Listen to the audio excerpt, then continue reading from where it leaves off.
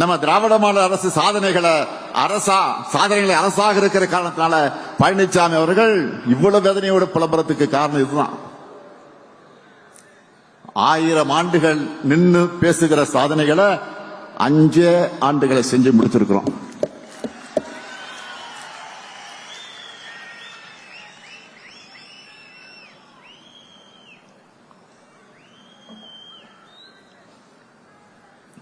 யூடியூப்லையும் social மீடியாக்களையும் பாருங்க.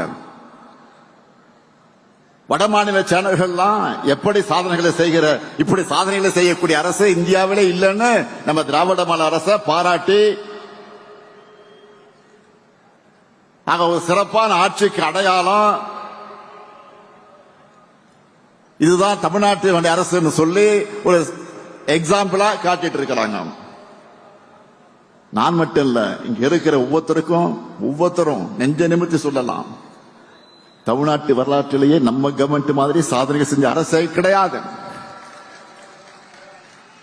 ஒட்டுமொத்த தமிழ்நாட்டுக்கு செஞ்ச திட்டங்களை மட்டும் இல்ல, ஒவ்வொரு மாவட்டத்துக்கும் தொகுதிக்கும் நிறைவேற்றப்பட்டிருக்கக்கூடிய சாதனைகளை நம்ம பட்டியலிட்டு சொல்லிட முடியும். நல்லா புரிஞ்சுக்குங்க, நாம போராடுறது திராவிட முன்னேற்ற கழகத்துடைய வெற்றிக்காக மட்டுமல்ல, தமிழ்நாட்டுடைய வெற்றிக்காக. பாஜகவுடைய டப்பா இன்ஜின் முன்னாடி நம்முடைய திராவிட மாடல் சூப்பர் பாஸ்ட் என்ஜின் ஒருபோதும் தலைகுனியாது. இந்த உறுதியை தமிழ்நாட்டில் இருக்கக்கூடிய ஒவ்வொரு வீட்டுக்கும் ஒவ்வொரு வாக்காளருக்கும் ஏற்படுத்த வேண்டியது உங்களுடைய பணி. களப்பணிதான் உங்களுடைய முழு பணி. நீங்க உழைக்கிற ஒவ்வொரு நிமிடமும் ஒரு புது வாக்கு நமக்கு வரும். மக்களை சந்திக்கிறப்போ நம்முடைய சாதனைகளை சொன்னால் மட்டும் போதாது, ஒன்றிய பாஜக அரசுடைய துரோகங்களையும் வெளிச்சம் போட்டு காட்டணும். டப்பா இன்ஜின்ல ஏறி கொத்தடிமைகள் மூலமா தமிழ்நாட்டுக்குள்ள புறவாசல் வழியா நுழைய நினைக்கிற பாஜக எண்ணத்தை தடுத்து நிறுத்தணும்.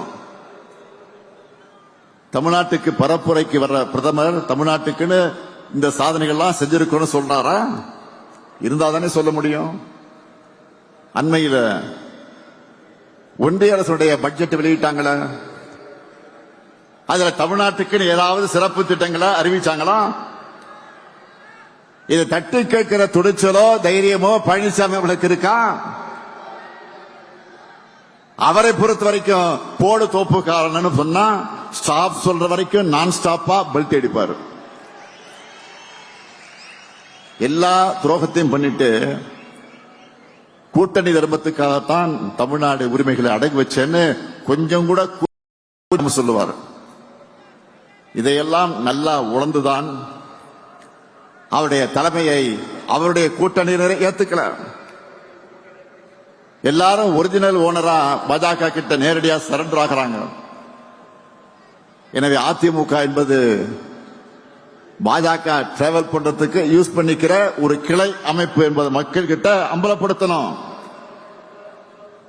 தமிழ்நாடு என்ற பெயரையே மாத்தணும்னு துடிக்கிறவங்க தமிழ்நாட்டுக்குள்ள வந்தா அவங்களுடைய சதி திட்டங்கள் எப்படிப்பட்டதா இருக்கும்னு மக்களுக்கு நீங்க புரிய வைக்கணும். இந்த சதியை உணராம நம்மோட மதச்சார்பற்ற முற்போக்கு கூட்டணி தவிர வேற யாருக்கும் வாக்களிச்சாலும் இன்னைக்கு நாம செஞ்சிட்டு இருக்கக்கூடிய அத்தனை நல்ல திட்டங்களை நிறுத்திடுவாங்கன்னு மக்களுக்கு நீங்கள் புரிய வைக்கணும். எனவே திராவிட மாடல் 2.0 ஆட்சி அமைக்க, அந்த ஆட்சி அமைக்க வேண்டும் என்ற நம்மோட இலக்கை நீங்க எல்லோரும் உங்க நெஞ்சங்களை ஏந்தி அந்த இலக்கை அடைய ஒற்றுமையா பணியாற்றணும். நம்ம இலக்கு எவ்வளவு? 200 தொகுதிகள். நம்ம இலக்கு எவ்வளவு? 200 தொகுதிகளை வெற்றி பெறணும்னா என்ன தேவை? ஓய்வில்லாத உழைப்பு. வேட்பாளரை அறிவிக்கிற பொறுப்பை தலைமை கழகம் பார்த்துக்கும்.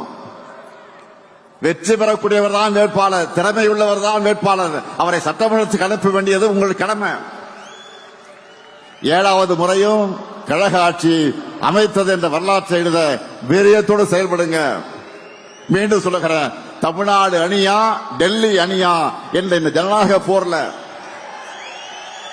அரசியல் வெறுப்புகளுக்கு அப்பாற்பட்டு நம்முடைய தாய் தமிழ்நாட்டை காக்க அனைவரும் திமுக தலைமையிலான மதச்சார்பற்ற முற்போக்கு கூட்டணியை ஆதரிக்கணும்.